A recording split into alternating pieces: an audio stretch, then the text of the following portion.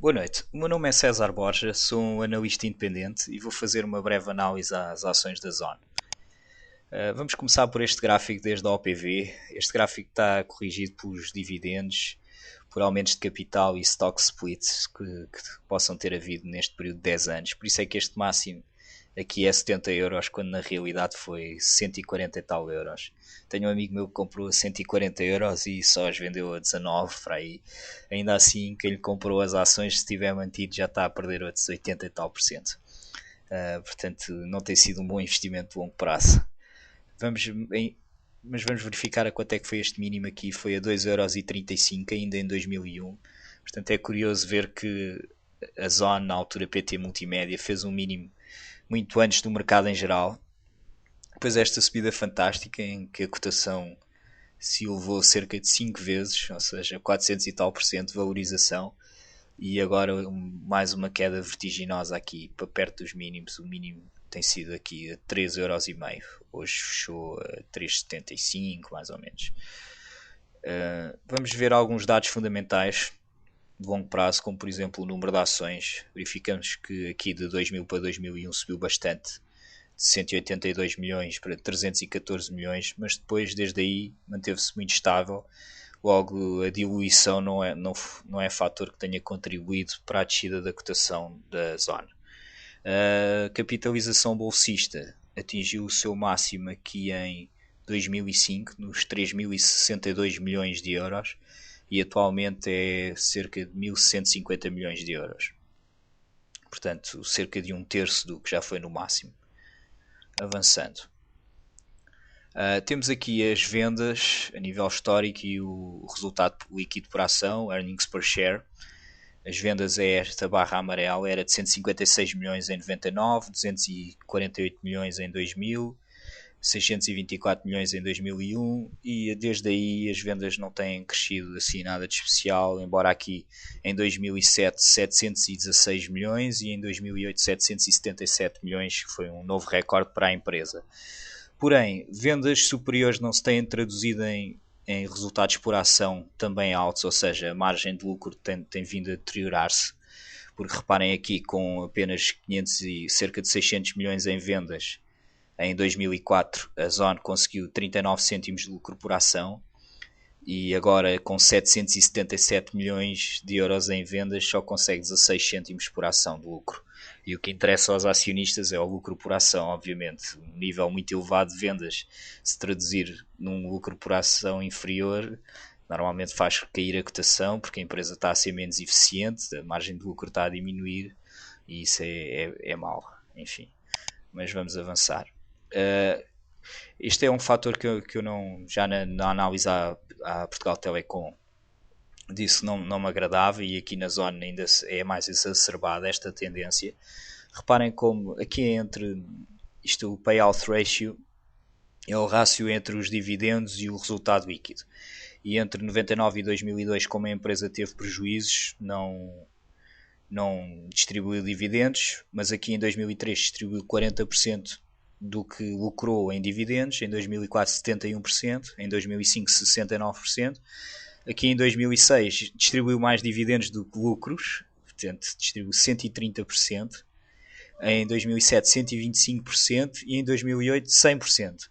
Ou seja, isto a mim diz-me que os acionistas estão a sugar completamente a empresa, não deixam os resultados líquidos na empresa, é tudo distribuído sob a forma de dividendos, o que não me parece ser uma tendência nada saudável para o longo prazo da empresa, e faz com que ela depois tenha que recorrer à dívida. Por exemplo, a dívida líquida aumentou de 197 milhões de euros no início de 2008 para 703 milhões no final, devido a 4 fatores. O primeiro, pagamento de dividendos no valor de 153 milhões. Para mim não é nada benéfico para a cotação ou para a empresa em termos de longo prazo. Claro, os atuais acionistas recebem agora uma boa maquia, mas a longo prazo prejudica a empresa. Porque depois, se precisar de fundos, tem que os pedir emprestados e pagar juros sobre eles em vez de ter ficado com os lucros. Segundo, aquisição da Parfitel e TVTel por 148 milhões. Pagamentos em dinheiro no valor de 120 milhões relativos a contratos de longo prazo, telecom, transponder e conteúdos, e aquisição de ações próprias no valor de 89,6 milhões. Isto eu considero positivo, é uma melhor forma de remunerar os acionistas do que os dividendos, porque aqui não existem impostos sobre a compra de ações próprias e no caso dos dividendos a empresa já pagou impostos sobre os lucros, IRC, e depois os recipientes dos dividendos terão de pagar também impostos. Portanto, é uma solução que do ponto de vista fiscal é pouco eficiente. É melhor ficar a empresa com o dinheiro, reinvestir o dinheiro e gerar maior riqueza no futuro através da subida dos lucros e, consequentemente, da subida da cotação. Mas avançando.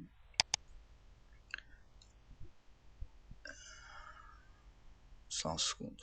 Eu julgo que existe uma forte ameaça da PT ao negócio da Zone, que deveria evoluir para outras áreas de negócio, na minha opinião. Porque a PT, quando entra numa guerra, pelo menos nos últimos anos, tem ganho sempre. Com a ONI, com a Sonaicom e agora também com a TVK, parece-me estar. E também com a Vodafone. A TMN acabou por ultrapassar a Vodafone, o que é realmente fantástico. Excluindo as aquisições de 88 mil, que representaram 88 mil subscritores do serviço TV Cabo. Sem essas aquisições, a TV Cabo perdeu 22 mil subscritores em 2008 para um total de 1.614.000.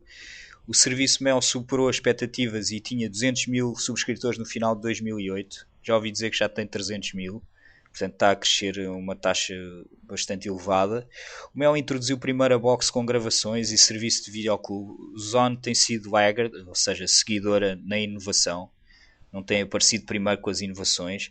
E o Mel oferece um pacote 5 em 1. Premium TV, telefone fixo sem assinatura, internet wireless, videoclube e internet móvel. Por exemplo, a internet móvel não é coisa que a Zone esteja já preparada para oferecer, na minha opinião, e é uma desvantagem. E a PT está mais agressiva na guerra de preços e tem mais recursos para investimentos em publicidade. Portanto, a PT é um concorrente fortíssimo a ter muito em conta e eu acho difícil justificar o PER de 22 que a Zone tem atualmente com este risco da concorrência. Avançando. Temos aqui o gráfico no curto prazo que mostra um triângulo descendente.